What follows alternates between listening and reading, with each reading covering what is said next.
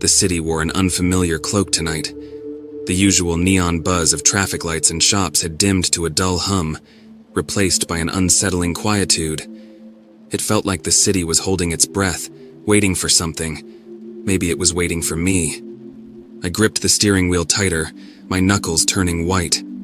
The streetlights cast long, skeletal shadows that danced across the deserted road ahead. It wasn't supposed to be this deserted.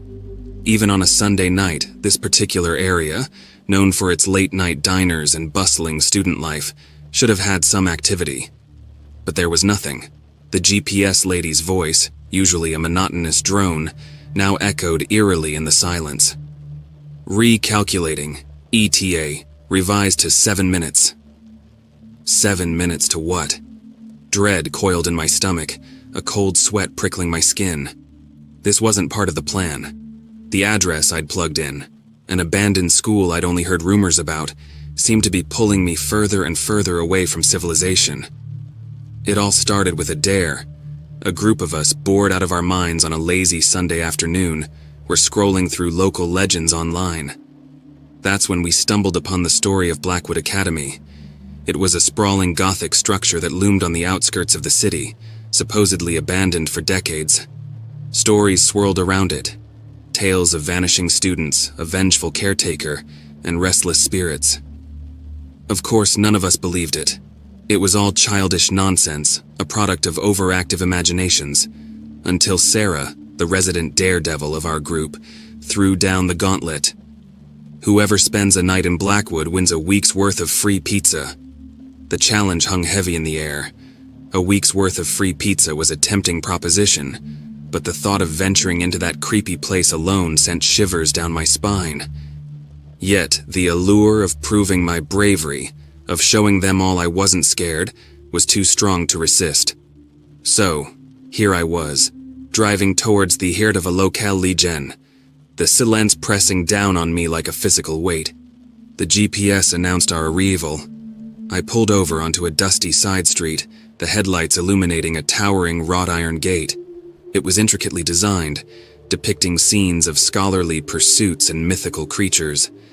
But the rust had claimed most of the details, leaving behind a skeletal outline against the inky night. Beyond the gate, a long, overgrown driveway snaked towards the imposing silhouette of the school. The building itself was a monstrosity of Victorian architecture. Gargoyles with chipped teeth leered down from the roofline, and shattered windows gaped like empty eye sockets. Ivy, thick and menacing, snaked its way up the facade, reaching towards the pale sliver of a moon peeking through the clouds. Taking a deep breath, I grabbed my backpack, the weight of a flashlight, a camera, and a forgotten childhood teddy bear, don't judge, a grounding presence in my trembling hands. As I stepped out of the car, a sudden gust of wind howled through the deserted street, whipping the dead leaves into a frenzy. It felt like a warning, a primal urge to turn back, but I couldn't, not after coming this far. With a newfound determination, I pushed open the creaky gate. It emitted a blood-curdling screech that echoed in the stillness, sending a flock of birds scattering into the night sky. The driveway was a treacherous path of uneven cobblestones and weeds that brushed against my ankles. The air was thick with the smell of damp earth and decay. As I walked, the silence became broken only by the crunch of gravel under my feet and the erratic thump of my own heart. Reaching the front doors, I hesitated. They were massive oak structures, adorned with tarnished brass handles that looked like skeletal claws in the moonlight. The wood was warped and cracked, and peeling paint hung in ragged strips. Taking a fortifying breath, I reached out and grasped the cold metal. It stuck for a moment, then with a groan that seemed to emanate from the building itself, the door creaked open. A wave of stale, fetid air assaulted me, carrying with it the faint scent of dust and something else, something I couldn't quite place. Swallowing my apprehension, I stepped inside. The darkness within was absolute. I fumbled with my flashlight, its beam a weak shaft of light in the vast emptiness. The air grew colder, sending goosebumps erupting on my exposed skin. The entrance hall was cavernous, its high ceiling lost in shadows. A grand staircase, its carpet threadbare and dusty, rose majestically in the center. The silence was deafening, broken only by the soft drip of water somewhere in the distance. Taking a deep breath, I directed the flashlight towards the staircase. Each step I climbed seemed to echo through the empty halls, magnifying the sound of my own heartbeat.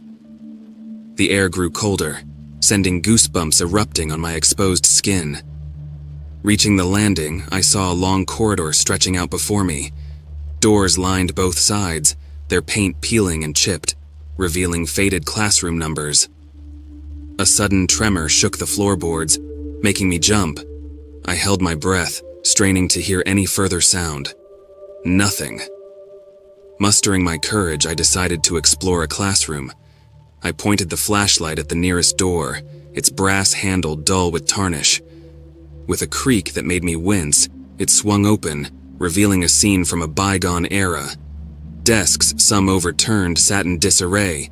Papers, yellowed and brittle, littered the floor. A single globe, its continents faded and cracked, sat on a dusty stand. On a blackboard, a half-written equation, the chalk long since crumbled, remained frozen in time. A wave of sadness washed over me. It was hard to imagine the bustling life that once filled these halls, the chatter of students, the earnest murmur of lessons being taught. Now it was a tomb of forgotten memories. Suddenly, a flicker of movement in the corner of my eye caught my attention. I spun around, the beam of the flashlight sweeping nervously across the room. But there was nothing there, only the empty desks and the haunting remnants of a classroom. Shaken by the phantom movement, I decided to leave the classroom. As I pushed the door shut, a distinct voice echoed down the hallway. It was a child's voice, barely a whisper, but clear as day. "Help us." I froze. Adrenaline surged through me, erasing the lingering sadness. My grip tightened on the flashlight, my heart hammering against my ribs. There was no one here. It must have been my imagination, a trick of the echoing silence. But the voice came again, this time closer, laced with a chilling desperation. "We're trapped." Panic clawed at my throat. I didn't dare stay any longer. Turning on my heel, I raced down the corridor, the echoing whispers chasing after me. Each creaking floorboard sounded like approaching footsteps, every shadow seemed to morph into a menacing figure. I stumbled down the stairs, my breath coming in ragged gasps. Reaching the front door, I fumbled with the handle, finally throwing it open and bursting out into the cool night air. Slamming the door shut behind me, I leaned against the cold wood, gasping for breath. My eyes darted around the deserted street, searching for the source of the voice. But there was nothing. Just the wind whistling through the trees and the looming silhouette of the abandoned school. I ran back to my car, a shiver racking my entire body. As I drove away, I glanced back at Blackwood Academy. The lights of my car illuminated the windows, making them appear like hollow eyes staring after me. I didn't see the faint figures huddled behind the glass, their faces contorted in a silent plea for help. The pits of dare became a distant memory. The unsettling whispers, however, lingered long after I left Blackwood Academy behind. They followed me home, echoing in the quiet of my room, a chilling reminder of the night I ventured into the heart of a forgotten school and awakened the restless spirits trapped within. The whispers became a constant companion, a low hum at the back of my mind. Sleep was a distant memory replaced by a restless paranoia. Research on Blackwood became an obsession, fueled by a desperate need to understand the voices. Days turned into weeks, my haggard reflection in the mirror a stark contrast to the carefree kid who'd entered that school. Then one night, the whispers intensified, morphing into distinct words. "Find the book." Driven by a newfound purpose, I delved deeper into Blackwood's history.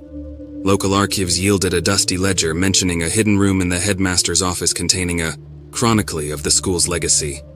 Armed with the information and a renewed sense of dread, I returned to Blackwood.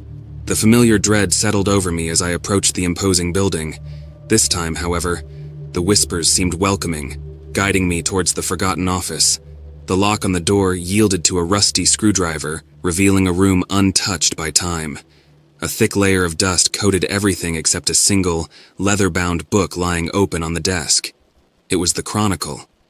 As I gingerly turned the brittle pages, a chill swept through the room. The Chronicle spoke of a cruel experiment conducted by the headmaster, a ritual that trapped the spirits of restless children within the school walls. The only way to appease them was a specific chant detailed in the book. A sliver of hope pierced through the terror. I could free them. Taking a deep breath, I began to recite the chant, my voice trembling in the silence. The air crackled with unseen energy. A cold wind howled through the room, extinguishing the flashlight. Panic threatened to consume me, but I pressed on, my voice growing stronger with each word. The room pulsed with an ethereal light, revealing the spectral figures of children finally given a chance at peace. With the final word uttered, the light imploded, leaving behind an eerie silence. I fumbled for the flashlight, its beam illuminating an empty room. The whispers were gone, replaced by a quiet serenity. Exhausted but strangely relieved, I stumbled out of Blackwood. As I looked back one last time, the school seemed less menacing, almost welcoming. The children were free. And maybe, just maybe, a part of me was finally at peace too. However, as I drove away, the car radio crackled to life. A child's voice, faint but clear, whispered, "Thank you." Was it my imagination? Or had I simply traded one kind of haunting for another? The answer, like the whispers themselves, remained a chilling mystery.